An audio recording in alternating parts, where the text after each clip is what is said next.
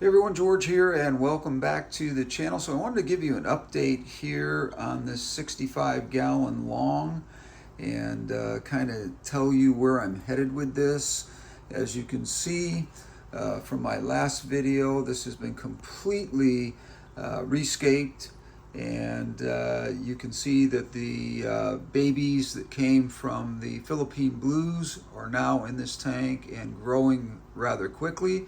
I also temporarily put this breeding pair of Discus in here because I didn't really have anywhere else to put them for the time being. They were getting beat up in my other tank by the other Discus, and introducing new Discus sometimes to a tank where they haven't been before kind of throws everything off balance. So this was really the best choice that I had. So as you can see here, we do have the Philippine blues in here. They're growing really nicely.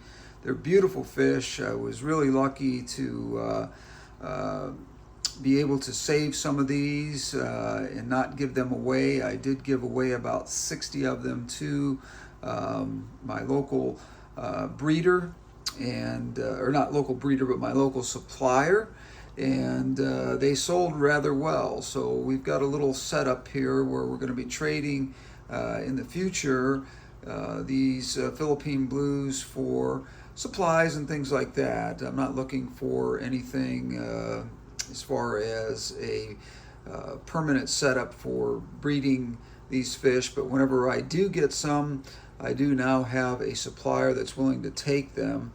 And that makes me really happy, and gives me an opportunity to kind of offset some of my expenses and so forth. But as you can see, this is what's going to be the grow out tank for these Philippine blues. I know that they're going to get much bigger and they're not going to fit in this tank long term, but for the next year I think they'll be fine in here. And everything is going great. Water parameters are absolutely perfect. I've even had these Discus here try to spawn in here a couple of times already, and I've sort of scrubbed those spots because I don't want them hatching. And I will be probably spawning those guys in a 20-gallon breeder tank here in the next few months. And just don't want to do it around the Christmas season because I'm just way too busy to pay attention to all the little details that you need to make a tank that I could pay attention to and really raise the young well. The last spawn I had from these guys, as everybody knows who's been following me, there were a lot of deformities. Not sure why. There's some reasons I've been reading that can happen. The fish are sometimes too immature, and sometimes also there can be fungal issues that can cause problems with the eggs spawning correctly and being fertilized correctly, and affect some of the growth in the eggs as they're developing. So that can create the problems that we had with the fins on the dorsal fin not growing correctly and so forth. So we're going to try it again, but these fish are going to be a little bit more mature when I do, and we're also going to be using a little bit of antifungal when the spawn first happens, just to make sure that we're covering all our bases here. The fish were very healthy. They just were deformed, and I wanted to cull them just because I don't want to put fish like that out into the hobby and have someone else passing that on down as a trait. That's just not something I'm interested in doing. I'm not really interested in breeding Discus per se, but if it does happen and I have a breeding pair like this, it's kind of nice to be able to kind of dabble in it a little bit and to get a feel for what it's like. Now, getting back to these angels, as you can see, they're doing really well. They look a lot like the parents. They're almost identical to the parents. They've got that nice blue hue to them, And as they get bigger, my understanding is that blue will be even more profound, and that's exactly what I'm hoping for here. So again, I was glad I was able to keep some of these guys. As you can see, the changes in this tank, as I told you in the last couple of videos here, that I was going to hardscape this differently, and I did. What I did is I just made a very nice big center column of rock and wood, and a lot of Anubias and Java fern, and it turned out really well. I really like the way it looks there, and it gives you a lot of room on the sides here and also over here for the fish to swim around and spend time in that area, so it doesn't feel crowded to them. But as you can see, the plecos and those kinds of things that are important to the tank for cleanup and so forth have a nice area where they can always have a constant source of food from any kind of food that falls down in there, or any kind of algae, or any kind of growth of diatom algae, especially for those plecos to continuously be able to keep cleaning the wood.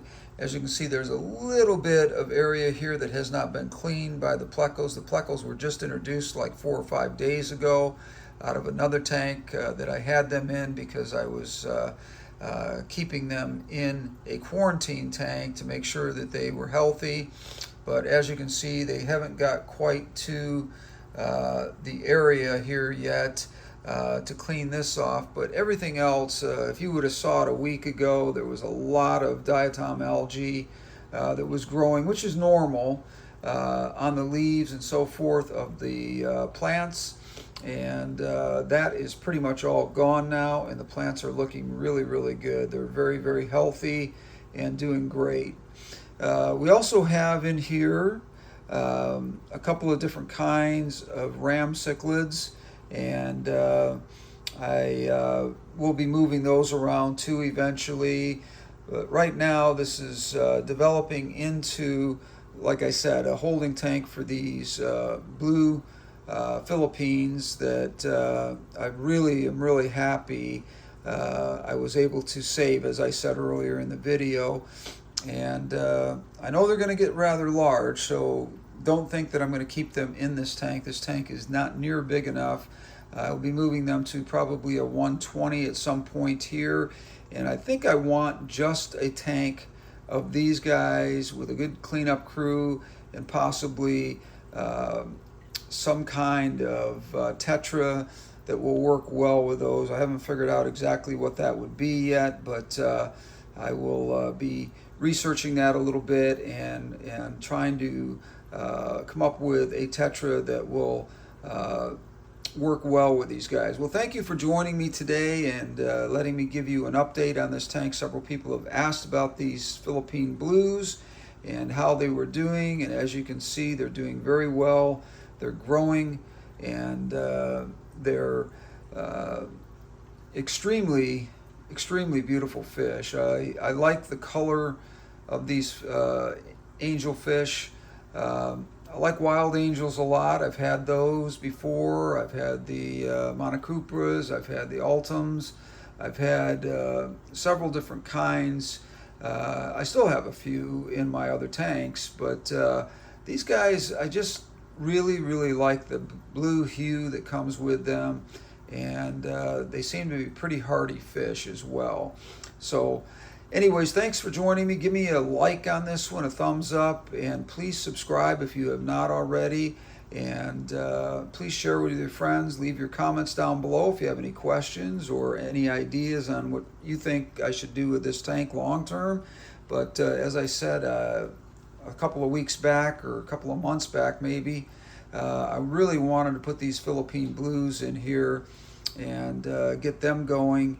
And I've been able to do that. There's only 7 or 8 of them in here, but that's plenty enough as we, like I said, start to grow them out and move them to a maybe 120 or something like that, where we'll have a theme tank that is a lot more dedicated to these particular fish. So thanks again for joining me. We will see you on the next one. Until then, we're out of here.